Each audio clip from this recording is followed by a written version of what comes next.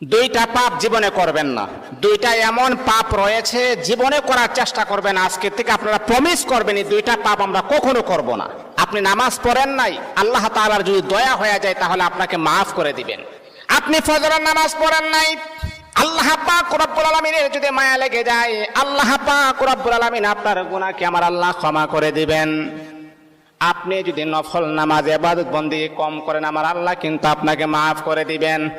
কিন্তু আল্লাহর নবী বলেন দুইটা এমন জঘন্যতম পাপ রয়েছে, এই পাপগুলার ক্ষমা আমার আল্লাহ জীবনে কখনো তার বান্দাকে করবে না।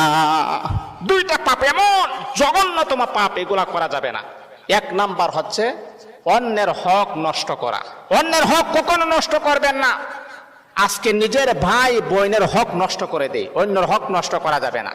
দুই নাম্বার হচ্ছে আল্লাহ পাক রব্বুল আলামিনের সাথে শিরিক করা। যদি কোনো বান্দা আল্লাহ পাকের সাথে শিরিক করেন, আমার আল্লাহ